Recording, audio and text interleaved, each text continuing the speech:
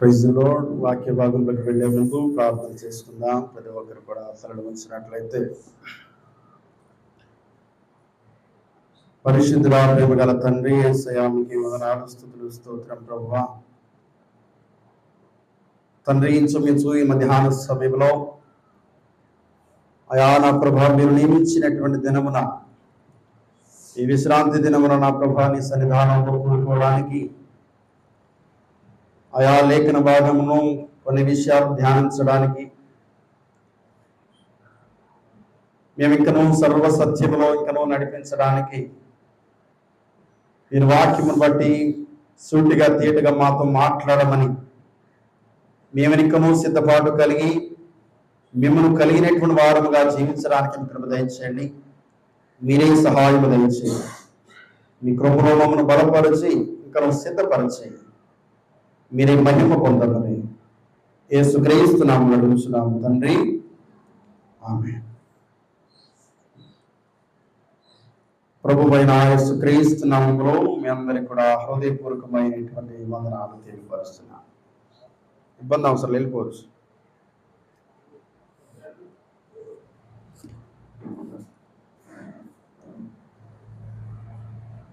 మత్తయి గారు రాసినటువంటి సువార్తలో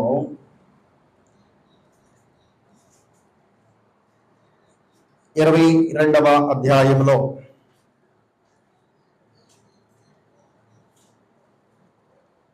15వ వచనమును ధ్యానం చేసుకుందాం. మత్తయి గారు రాసినటువంటి సువార్త 22వ అధ్యాయము 15వ వచనం నుంచి ధ్యానం చేద్దాం. అప్పుడు పరిసయ్యులు వెళ్ళి మాటలలో ఆయనను చిక్కపరచవలనని ఆలోచన చేయుచు, బతుకుడా, నీవు సత్యవంతుడవై ఉండి దేవుని మార్గమును సత్యముగా బోధించుచున్నావనియు, నీవు ఎవరిని లక్ష్య పెట్టమనియు మోమాటము లేనటువంటి వాడననియు ఎరుగుదమో, నీకేమి తోచుచున్నది? కైసరకు పన్నించుట న్యాయమా కాదా? మాతో చెప్పమని హేరోదీయులతో కూడా శిష్యులను ఆయన యొద్దకు పంపిరి. సర్వశక్తిమంతుడైనటువంటి దేవుని యొక్క నామము మహిమపరచబడును గాక. ప్రియ దైవ జనాంగమా, దేవుని యొక్క సాన్నిధ్యమును కూడుకుని దేవుని యొక్క వాక్యము వెలుచున్నటువంటి మనకు ఆయన ఎంత సత్యవంతుడైనటువంటి విధానం కలిగినటువంటి వాడు అని మొట్టమొదటిగా మనం నేర్చుకునేవాడు. ఇది తప్పనిసరిగా మనం అనుసరించవలసిన విషయం.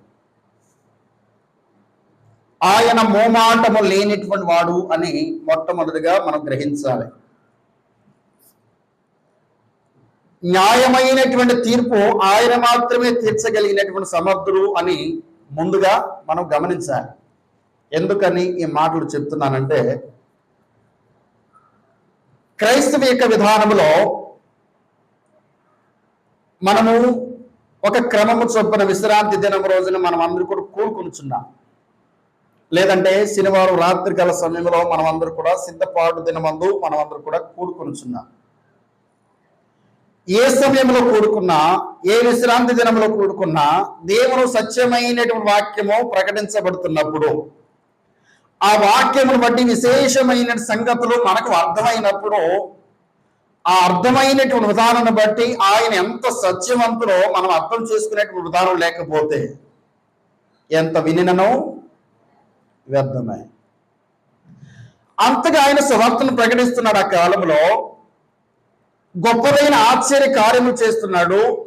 ఆశ్చర్య కార్యములతో పాటు లేఖనము యొక్క ప్రతి ఒక్క నెరవేర్పు ఈ విధంగా మీ అందు జరిగింది అని నిరూపిస్తున్నాడు.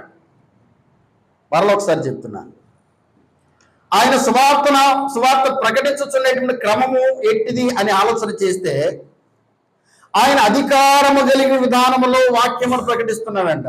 అధికారము కలిగినటువంటి విధానంలో వాక్యము ప్రకటించడం అంటే ఏంటి? ఎట్లా అర్థం చేసుకోవాలి? అధికారం కలిగినటువంటి విధానంలో ఆయన ప్రకటిస్తున్నాడు అనేటువంటి విషయమును ఇప్పుడు నేను వాక్యం మీతో చెప్తున్నాను. ఈ చెప్తున్నటువంటి క్రమంలో ఆయన ఇలా ఉన్నాడు అని నేను చెప్తాను, కానీ ఆయన బోధ ఎట్లా ఉంటుందంటే నేను ఇలా ఉన్నాను అని చెప్తాడు ఆయన. అది అధికారము కలిగినటువంటి విధానం. అంటే ఆయన ఒక గ్రంథపు చుట్టూ ఆయనకి ఇచ్చినప్పుడు యెషయా గ్రంథము అనేటువంటి విధానం ఆయన చదివినప్పుడు ఒక మాట వాళ్ళతో మాట్లాడతాడు. ఏమైనా మాట్లాడుతూ ఒకసారి చదువుతారా? మత్తయి గారు రాసినటువంటి సువార్త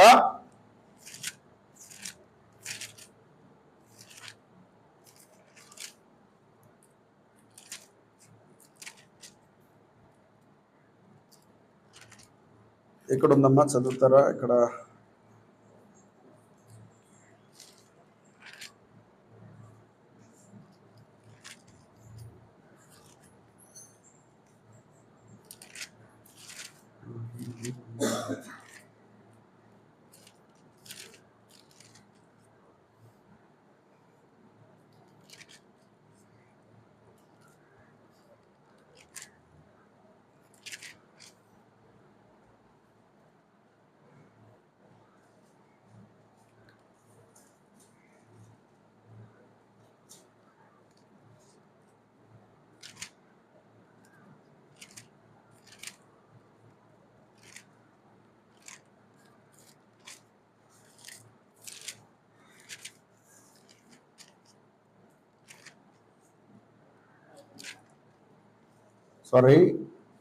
లూకా సువార్త 4వ అధ్యాయము, లూకా సువార్త 4వ అధ్యాయము 16వ వాక్యం చదవండి. తరువాత ఆయన తాను పెరిగినటువంటి నజరేతుకు వచ్చెను, తన వాడుక చొప్పున విశ్రాంతి దినమందు సమాజ మందిరములకు వెళ్ళి చదువుటకై నిలుచుచుండగా ప్రవక్త అయినటువంటి యెషయా గ్రంథము ఆయన చేతికి ఇవ్వబడెను. ఆయన గ్రంథము విప్పగా ప్రభువు ఆత్మ నా మీద ఉన్నది, బీదలకు సువార్తను ప్రకటించుటకై ఆయన నన్ను అభిషేకించెను, చెరలోనున్న వారికి విడుదలను, గుడ్డి వారికి చూపును కలుగునని ప్రకటించుటకును, నలిగిన వారిని విడిపించుటకు, ప్రభువు హితవత్సరము ప్రకటించుటకును ఆయన నన్ను పంపి ఉన్నాడని వ్రాయబడిన చోటు ఆయనకు దొరికెను. ఆయన గ్రంథము చుట్టి పరిచారకునికి కూర్చుండెను. సమాజ మందిరంలో ఉన్న వారందరూ ఆయనను తెరిచుడగా ఆయన నేడు మీ వినికిడిలో ఈ లేఖనము నెరవేరునని వారితో చెప్పసాగెను. ఏం చెప్తున్నాడు ఆయన? యెషయా గ్రంథము చుట్టూ ఆయనకి ఇచ్చారు. ఆయన తెరిచి చూసినప్పుడు, చదవడానికి నిలబడినప్పుడు ఈ మాటలు ఆయనకి కనపడినాయి అంట. అక్కడ దొరికెను అని రాయబడింది. అంటే ఎలా ఆలోచన చేయాలంటే మనం గ్రంథము, బైబుల్ గ్రంథం మా దగ్గర ఉంది. ఇట్లా తెరవంగానే ఒక అధ్యాయం మనకు కనపడుతుంది, ఒక వచనం కనపడుతుంది. ఆ వచనము మనం చదువుతాం. ఆ వచనము ఏమని చెప్తామంటే దేవుడు ఈరోజు మనకి ఇచ్చినటువంటి వాగ్దానం అనేటువంటి విషయమును మనము అర్థం చేసుకుంటాం. అలా ఉంది మన యొక్క జ్ఞానం. కానీ ఎప్పుడైతే ఆయన తీసి చదువుతున్నాడో యెషయా గ్రంథము ఆయనకు దొరికిందంట. యెషయా గ్రంథములో ఈ వచనం ఆయనకి కనపడింది. ఆయన చదువుతున్నాడు.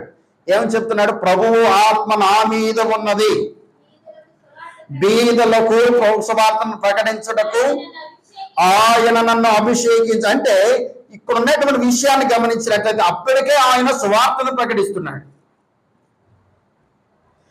దేవుని యొక్క రాజ్యము సమీపించినది అని ఆయా ప్రాంతంలో సువార్తను ప్రకటిస్తున్నాడు. ప్రకటిస్తున్నటువంటి ఆ కాలంలో విశ్రాంతి దినం వచ్చింది. ఆ విశ్రాంతి దినంలో ఆయన ప్రవేశించి ఆయన వాళ్ళతో ఈ విధంగా మాట్లాడుతున్న మీ వినికిడిలో ఈ వాక్యము నెరవేరినదని మీరు గ్రహించుడి. అంటే ఏ విధంగా వాళ్ళు అర్థం చేసుకోవాలి? ఈ ప్రకటించబడినటువంటి సువార్త యొక్క విధానంలో ఏదైతే ముందుగా యెషయా రాయబడినటువంటి ఒక ప్రవచన వాక్యం ఉందో ఆ ప్రవచన వాక్యము నిలువెత్తు ఏనే అని వాళ్ళందరూ కూడా గ్రహించాలని చెప్తున్నాడు. కానీ వాళ్ళకి అర్థం కాలేదు. కొంతమంది అర్థం చేసుకొని ఇంకా ఇరికించాలని మాట్లాడుతున్నారు. అదే ఈరోజు మనం ధ్యానం చేయబోతున్నాం. తెలుసు ఆయన సత్యవంతుడని తెలుసు, ఆయన అద్భుత కార్యం చేస్తాడని తెలుసు, మొమాటం లేనిగా ప్రతి ఒక్కరు కూడా ఖండిస్తాడని తెలుసు. ఇవన్నీ కూడా చేస్తున్నారు. కానీ ఏదో ఒక విషయంలో ఆయన ఇరికించాలనేటువంటి ఆలోచన చేశారంట.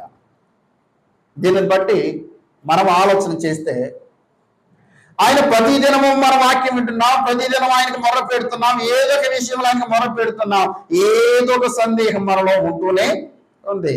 ఏదైనా కార్యం చేస్తాడా చేయడా? వాళ్ళు చేసినటువంటి ఆలోచన ఆ విధంగా ఉంటే మనం చేసినటువంటి ఆలోచన ఈ విధంగా ఉంది. ఆయన చేసినటువంటి విధానము దేవుని అవమానపరచాలి, ఆయన అవమానపరచాలనేటువంటి ఒక ఉద్దేశం వాళ్ళు కలిగి ఉన్నారు. మన యొక్క తలంపుల్లో అవిశ్వాసమును బట్టి ఆయన అవమానపరుస్తున్నారు. రెండింటి కూడా తేడావి లేదు, రెండు కూడా ఒకటే. మన వినికిడిలో ప్రతి ఒక్క దినము నెరవేరుతున్నటువంటి వాక్యాలు, నెరవేరేటటువంటి వాక్యాలు వింటున్నాం, నెరవేరుతున్నటువంటి వాక్యాలు వింటున్నాం. ప్రతి ఒక్క విషయంలో మనం గద్దిస్తున్నటువంటి వాక్యాలు వింటున్నాం. ప్రతి దినములో మనను సరిచేస్తున్నటువంటి వాక్యాలు వింటున్నాం. ఇంకనూ మనం ఆయనను ఏం చేస్తున్నామండి? పరిశోధిస్తూనే ఉన్నాం. ఎందుకని మీరు నన్ను శోధిస్తున్నారు అన్నాడు ఒకానొక సమయంలో. ఎందుకని మీరు నన్ను శోధిస్తున్నారు? ఆ శోధిస్తున్నటువంటి జనాంగంలో 2000 సంవత్సరాల క్రితం అయితే వాళ్ళు ఉంటే, ఈ 2000 సంవత్సరాల క్రితము తర్వాత ఎవరున్నారండి? గట్టిగా స్తోత్రాలు చెప్పండి. ఇది సత్యమైనటువంటి మాట. దేవుని వాక్యంతో సర్వశక్తిమంతుడైనటువంటి దేవుడు మనతో మాట్లాడుతున్నటువంటి మాట. అలనాడు వాళ్ళు నన్ను ఈ విధంగా పరీక్షిస్తే మీరు అవిశ్వాసములో ఇంకా నన్ను పరిశోధిస్తున్నారు, ఇంకా శోధిస్తున్నారు, ఇంకా శోధిస్తూనే ఉన్నారు. మార్పు అనేటువంటి విధానము ఇంకా రావట్లేదు. ఎందుకని ఇంకా మనం తెలుసుకోవాలి. ఆయన ఏ విధంగా తెలుసుకోవాలి? ఒకసారి చదువుదాం. అక్కడ చదివినటువంటి వాక్యము మత్తయి గారు రాసినటువంటి సువార్తలో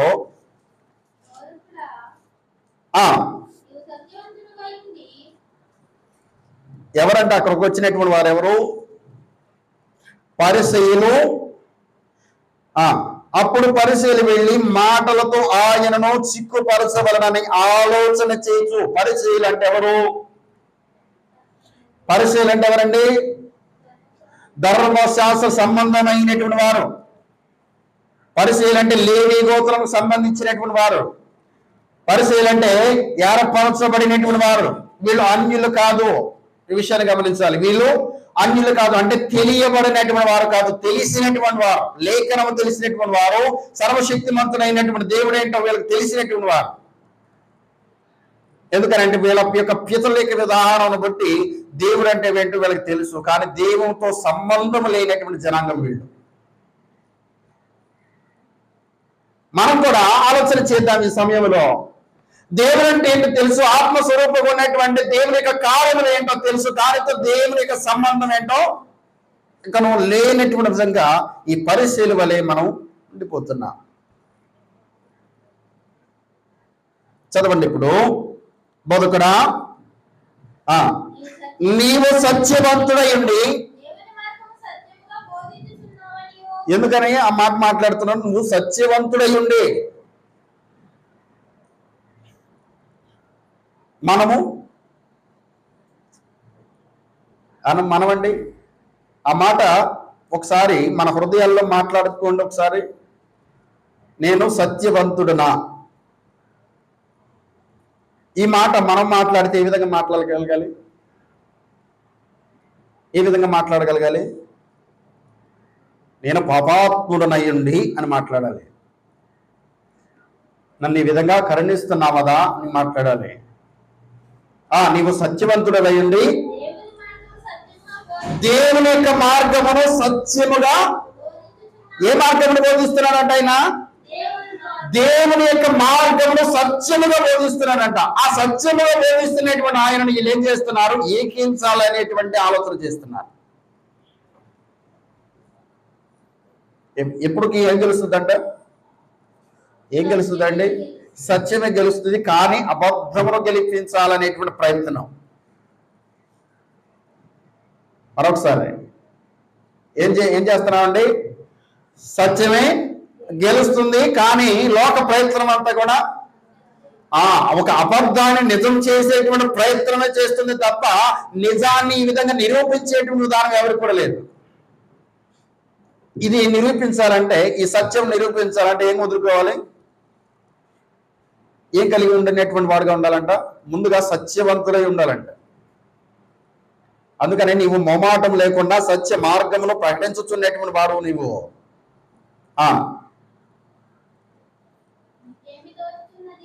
నీవు ఎవరిని లక్ష్య పెట్టమనియో మోమాటము లేనటువంటి వాడవనియో అంటే తెలిసినటువంటి వాడు. ఎరుగును అంటే ఏంటి అర్థం? మాకు తెలుసు, నువ్వు మోమాటం లేని అటువంటి వాడుగా ఉంటావు. ప్రతి ఒక్క వ్యక్తిని, అది ప్రధాన యాజకుడైనను, దేవుని చేత అభిషేకం పొందినటువంటి విధానములు ఆలోచన చేస్తున్నటువంటి వ్యక్తులైనను నువ్వు ఖండితముగా మాట్లాడగలిగినటువంటి వాడు. ఎందుకనంటే అయ్యో మీరు కనబడనటువంటి సమాధుల వలె ఉన్నారు అని చెప్పినటువంటి వాడు సర్వశక్తిమంతుడు.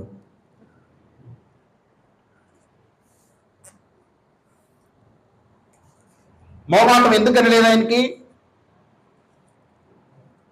మోమాటము ఎందుకని లేదు? మోమాటం ఎవరిలో ఉండదు? మోమాటం ఎవరిలో ఉండదండి? 40 మంది స్టూడెంట్లో మొహమాటం చూపించి పర్వాలేదులే, ఇటు చదవకపోయినా పర్వాలేదంటే చూస్తే ఏమైపోతాడు? పనికి మాలినటువంటి వాడు అయిపోతాడు మొహమాటం చూపిస్తే. లేదు, వాటిని గద్దించి అనేక రకాలుగా ఏ రకాలుగా అయినా ఇబ్బందులు పెట్టి భయం అనేటువంటి విధానం కలిగింపు చేస్తే ఆ వ్యక్తి ఏమవుతాడండి? ప్రయోజకుడు అయ్యేటువంటి విధానము కలిగి ఉంటాడు. ఇక్కడ మోమాటము లేని వారుగా ప్రతి ఒక్క విషయమును బయలుపరుస్తూ, ప్రతి ఒక్క విషయంలో ప్రతి ఒక్క ఉన్నటువంటి లోపాలను ఆయన ఏం చేస్తున్నాడు? ఎత్తు చూపిస్తున్నాడు. అందుకనే లోకం ఆయన ఏం చేసింది? తిరస్కరించింది. ఇబ్బంది పెడితే ఆ విద్యార్థి కూడా అనుకుంటాడు, పద్దాక నన్నే ఫోకస్ చేస్తున్నాడండి, ఈ టీచర్ మంచోడు కాదు. ఏమవుతాడండి? విద్యార్థి దృష్టిలో వీడు పద్దాక నన్నే టార్గెట్ చేస్తున్నాడు, వీడు మంచోడు కదండి, పద్దాక నన్ను ఇబ్బంది పెడుతున్నాడు. కానీ వాస్తవంగా ఆ వ్యక్తిని సరిచేయాలని ఈ వ్యక్తి ఆలోచన చేస్తున్నాడు, కానీ ఆ వ్యక్తికి అర్థమయ్యేటువంటి ఉదాహరణ ఇబ్బంది పెడుతున్నాడు. లోకము ఆ విధంగా అర్థమయ్యాడు క్రీస్తు. చదవండమ్మా. నీకేమి తోచుచున్నది? కైసరకు పన్నిచ్చుట న్యాయమా కాదా? మాతో చెప్పమని అడుగుటకు హేరోదీయులతో కూడా. హేరోదీయులు అంటే ఎవరండి? పరిసయ్యులు అంటే ధర్మశాస్త్రోపదేశకులు, అక్కడ ఉన్నటువంటి సమాజ వారిని నడిపించుతున్నటువంటి వారు. ఇంకొక అధికారం కూడా ఉంది అక్కడ. శరీర సంబంధ విధానంలో అగ్రనాయకులు అయినటువంటి హేరోదులు అంటే పరిపాలన చేస్తున్నటువంటి నాయకులు కూడా ఉన్నారు. వారి యొక్క సైన్యం కూడా వచ్చిందంట. పరిశీలు ఉన్నారు, సైన్య సమూహంతో కూడా వచ్చారు. వీళ్ళందరూ కూడా ఆయన దగ్గరికి వెళ్ళారు. ఏమని అడుగుతున్నారు?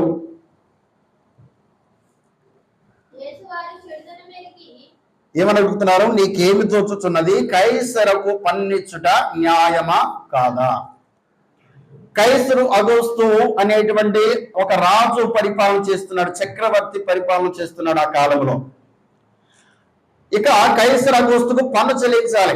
పన్ను చెల్లించడం అంటే ఏంటి? ప్రతి ఒక్క విధానంలో చెందవలసినటువంటి విధానం వాళ్ళకి చెల్లించాలి. వాళ్ళు ఎంత, మీరు దీని నుంచి ఈ గ్రామం నుంచి నాకు ఎంత పంపించాలి అని ఒక చట్టం చేస్తే అంత పంపించాలి వాడు. ఇప్పుడు మనం పంపిస్తున్నాం కదా, ఇంటి పన్ను వేసారు అనుకోండి, ఇంటి పన్ను మనం చెల్లించాలి వద్దా? లేదంటే నేను క్రైస్తవుని, నేను భారతీయుడిని కాదు, నేను అమెరికా వాడిని అంటే కుదరదు. ఈ దేశంలో ఉంటున్నాం కాబట్టి, ఇక్కడ ఈ భూమి మీద నివసిస్తున్నాం కాబట్టి, ప్రతి ఒక్క విషయంలో ఆయన మీద, వాళ్ళ మీద కొద్దిగా పడేటువంటి విధానం కలిగి ఉంటాం కాబట్టి పన్ను చెల్లించాలి. ఈ యొక్క విషయం మనం బట్టి ఆయన దగ్గరికి వెళ్ళాను. మొమాటం లేనటువంటి వాడు కదా, దీనిని బట్టి నువ్వేం చెప్తావు మేము వినాలి. ఎందుకనంటే కైసరుకు పన్నించడం న్యాయము కాదు అంటే కైసరు దగ్గరికి వెళ్ళిపోతారు. అయ్యా ఈ యొక్క వ్యక్తి వీళ్ళందరికీ ఏం చెప్తున్నాడంటే కైసరుకు పన్ను కట్టవద్దని చెప్తున్నాడు అని చెప్పాలి, అట్లా ఇరికించాలనుకున్నారు. కానీ జ్ఞానము కలిగినటువంటి వాడు, జ్ఞానముకే సంపన్నుడైనటువంటి వాడు ఆయన ఈ విధంగా ఇటువంటి నక్కచిత్తుల యొక్క విధానము ఆయనకి తెలియదా? ఏం చెప్తున్నాడు? వాళ్ళ యొక్క చెడుతనం మెరిగి వేషధారులరా ఏం చెప్తున్నాడండి? నన్ను ఎందుకని శోధించుతున్నారు? అండర్లైన్ చేసుకోండి అన్నమాట. నన్ను ఎందుకని శోధించుతున్నారు. మనం ఏ విధంగా శోధించుతున్నారు? అక్కడ ఉన్నటువంటి పరిచయులు, హేరోదీయులు ఆ విధంగా ఆయన శోధిస్తే మనం ఏ విధంగా శోధిస్తున్నాం ఆయన్ను? ఏ విధంగా అండి? ఏ విధంగా? లౌకిక ఆత్మ అనేటువంటి విధానం ఒకటి మనలో ఉంది. శరీరం అయినటువంటి ప్రతి ఒక్క పరిపూర్ణత విధానం పొందుకోవాలనేటువంటి ఒక ఆలోచన మనలో ఉంది. ఇదంతా ఆలోచన మనలో ఉంది. ప్రభువా నన్ను సంపూర్ణంగా చేయండి అంటున్నా. ప్రతి ఒక్క లోపాలు మనలో ఉన్నాయి. ప్రభువా నన్ను సరిచేయండి ప్రభువా అని మనం ఆయన దగ్గరికి వెళుతున్నాం. ఇక్కడ వెళుతున్నటువంటి పరిచయం వలె, వెళుతున్నటువంటి హేరోదుల వలె. ఎందుకని శోధించట్లేదు? ఈ కాలం మందు కూడా ఆయన్ను శోధిస్తున్నాం. ఏ విధంగా శోధిస్తున్నాం? ప్రభువా నాకు ఎందుకని ఇది ఇవ్వలేదు, ఎందుకని నన్ను ఆ స్థితిలో వంచలేదు, ఎందుకని నేను ఈ యొక్క వ్యాధి రోగముల బట్టి ఇంకా బాధ చెందుతున్నాను, మిమ్మల్ని నమ్ముకొని చాలా కాలం అయింది కదా, నేను మారు మనసు పొంది చాలా కాలం అయింది కదా, ఇప్పుడు నేను ప్రతి ఒక్క ఆదివారం దేవుని యొక్క సన్నిధానం వెళ్ళిపోతున్నాను కదా. ఇవన్నీ కూడా ఎటువంటి మాటలు అండి? ఏం మాటలు ఇవన్నీ? దేవుని శోధించేటువంటి మాటలు. ఈ వ్యక్తులు నిజముగా విశ్వాసము కలిగినటువంటి వారైతే ఏం మాట్లాడాలి? వచ్చి అయా మీ ముందు మాట్లాడడానికి మేము సరిపోము, నువ్వు సత్యమైనటువంటి న్యాయమును ఈ లోకానికి ప్రకటిస్తున్నటువంటి వాడు కనుక మేము కూడా అనుసరించే విధానం కలిగి ఉంటాం. ఏ విధంగా అనుసరించాలో మాకు చెప్పండి అనేటువంటి విధానం కలిగి ఉండాలి. అదే దేవుని యొక్క చిత్తమును ఎరిగినటువంటి వారు తెలుసుకున్నటువంటి విధానం. శోధిస్తున్నటువంటి విధానం అంటే ప్రభువా నాకు మీరు ఏం చేశారు, ప్రభువా నన్ను ఎన్నో సంవత్సరాల నుంచి నేను ప్రార్థన చేస్తున్నాను నాకు ఒక కార్యం ఇవ్వని, ఎన్నో సంవత్సరాల నుంచి నేను ప్రార్థన చేస్తున్నాను నాకు ఒక ఇల్లు ఇవ్వని, ఎన్నో సంవత్సరాల నుంచి నేను ప్రార్థన చేస్తున్నాను నాకు ఒక జాబ్ ఇవ్వని, ఎన్నో సంవత్సరాలు నేను ప్రార్థన చేస్తున్నాను నాకు ఎందుకని పెళ్లి కావట్లేదని. ఏమైనా తారతమ్యం ఉందో మీరు ఆలోచన చేయండి. ఇక్కడ ఉన్నటువంటి పరిచయులు, ఇక్కడ ఉన్నటువంటి హేరోదీయులు దేవుని ఏ విధంగా శోధిస్తున్నారో, మనం అడుగుతున్నటువంటి విషయంలో శోధిస్తున్నామనే విషయం మనకు ఎందుకని అర్థం కావట్లేదంటే వాక్యములు ఇంకనూ ఆయన మనకు ఇంకనూ అర్థం కాలేదు. ఇంకా అర్థం చేసుకోవడానికి ఇంకనూ ప్రయత్నం చేయలేదు. అందుకే దేవుడు మాట్లాడుతున్నాడు ఇక్కడ, ఎందుకని మీరు నన్ను శోధిస్తున్నారు? ఆయన ప్రత్యుత్తరం ఇస్తూ ఈ విధంగా మాట్లాడుతున్నాడు. ఏం చెప్తున్నాడండి? వారితో చెప్పగా వారు ఆయన యొద్దకు ఒక దీనారమును తెచ్చి, అప్పుడైనా ఈ రూపము పై వ్రాతయు ఎవరివి అని అడిగినప్పుడు వారు చెప్తున్నారు ఇవి కైసరవి అయ్యా అన్నారు. అందుకు ఆయన కైసరవి కైసరుకును దేవునివి దేవునికి చెల్లించుడి అని చెప్పి. ఇప్పుడు దేవుని బొమ్మలు ఏమున్నాయి? కైసరు బొమ్మ ఉంది, దీనారం తీసుకొచ్చేసారు, దీనారం నాకు చూపించారు, అయ్యా దీని మీద ఏముంది అన్నప్పుడు కైసరు అగుస్తు బొమ్మ ఉందయ్యా, ఆయన ఆజ్ఞించినట్టు విధానం ఉంది అని చెప్పినప్పుడు ఇవి కైసరువే కదా అన్నాడు. కైసరువే, కైసరికి ఇచ్చేసేయండి, కానీ దేవునికి చెల్లించమండి అని చెప్తున్నాడు ఆయన. అంటే ఇక ఇది సంబంధమైనది, ఇక్కడ ధన సంబంధమైనది కాదు, దేవునికి సమర్పించుకునేది. దేవునిమేమో దేవునికి చెల్లించండి అన్నాడు, ఇక్కడ దేవునిమేమో ఇంకా మనుషులకు అర్థం కావట్లేదు. అర్థమైందండి మీకు? దేవునికి ఇంకా ఏంటి అది? దేవుని ఏంటి? ఈ లోకంలో దేవునిది ఏది? ఏంటిదంటే దేవుడిది దేవుని బట్టి నేను సంతోషిస్తానని రాత్రి మనం చెప్పుకున్నాం. దేనిని బట్టి?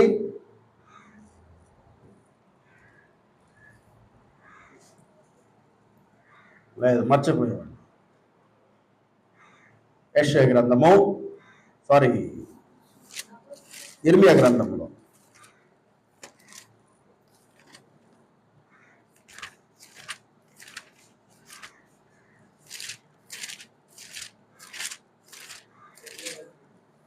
9వ అధ్యాయము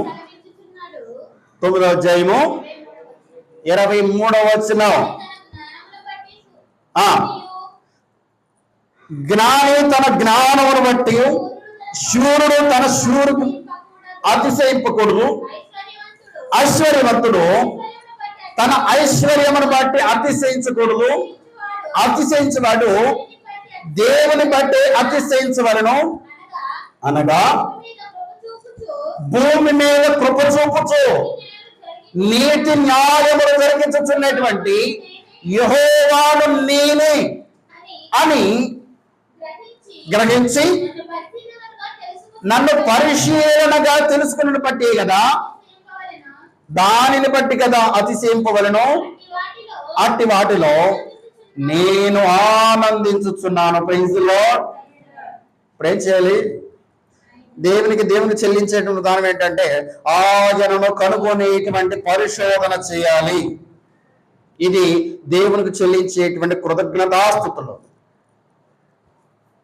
అందుకనే నాకు భయం వచ్చినప్పుడు, నాకు ఇబ్బంది వచ్చినప్పుడు నిన్ను నేను ఆశ్రయించాను. ఏమవుతాడప్పుడు? ఆయన నా బిడ్డ నా యొద్దకు వచ్చాడు కాబట్టి నేను ప్రత్యుత్తరం ఇచ్చేవాడుగా ఉండాలి. దేవునికి చెల్లించాలి. అంటే హృదయ సంబంధమైనటువంటి విధానంలో నీ బలులు ఇవన్నీ కూడా నాకు అవసరం లేదు. ఏం కావాలి? నువ్వు తీసుకుంటున్నటువంటి అర్పణలో ఏది కూడా నాకు అవసరం లేదు. శరీర సంబంధమైనటువంటి అర్పిస్తున్నది ఏది కూడా నాకు అవసరం లేదు. ఇవన్నీ కూడా నాదే కదా. ఏమంటున్నాడు ఆయన? ఇవన్నీ నాయే కదా. ఏమి ఆయన కాంతిగా ఉంది అంటే మనుషుడు యొక్క హృదయం మాత్రమే ఆయనకు దూరంగా ఉంది. అది ఆయన అడుగుతున్నాడు, అది ఆయనకు చెల్లించమని చెప్తున్నాడు.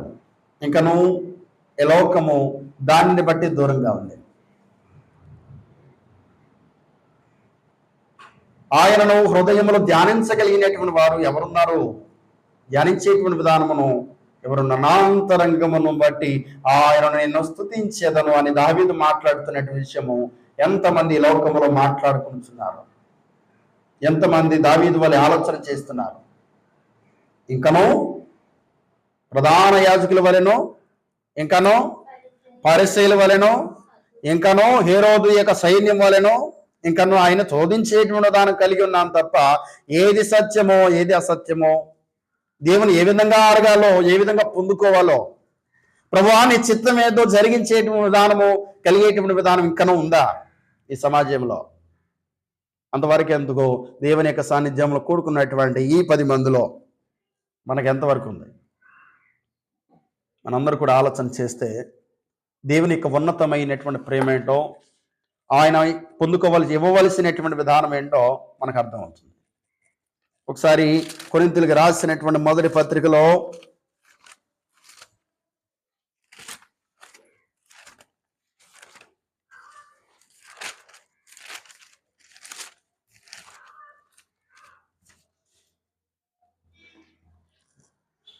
3వ అధ్యాయము 16వ వాక్యం. మీరు దేవుని యొక్క ఆలయమై ఉన్నారని, దేవుని యొక్క ఆత్మ మీలో ఉన్నదని మీరెరుగరా? ఎవడైనను దేవుని యొక్క ఆలయమును పాడు చేసినటువంటి వాడైతే దేవుడు వాడిని పాడు చేయను. దేవుని యొక్క ఆలయము పరిశుద్ధమైనది, మీరే ఆ ఆలయమై ఉన్నారు. ఇప్పుడు ఏమి చెల్లించాలి? ఆయనకి ఏం అర్పించాలి?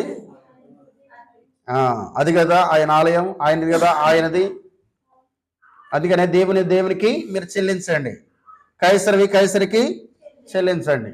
ఇప్పుడు మనం ఆలోచన చేస్తున్నటువంటి విషయం ఏంటంటే, నేను ప్రతిదినము ప్రతి ఒక్క నెలకు వచ్చేసేటప్పటికి దశంభాగం ఇస్తున్నాను, కానుకలు ఇస్తున్నాను, ప్రతిదినము వెళ్ళిపోతున్నాను, ద్రాక్ష రసం తీసుకుంటున్నాను, రొట్టె తీసుకుంటున్నాను, ఇవన్నీ కూడా కాదు. ఇవన్నీ కూడా దేవుని సంతోష పెట్టలేవు. ఏంటి ఆ సంతోష పెట్టేటువంటి విషయం ఏంటంటే, హృదయమును అర్పించుకున్నటువంటి బట్టియే.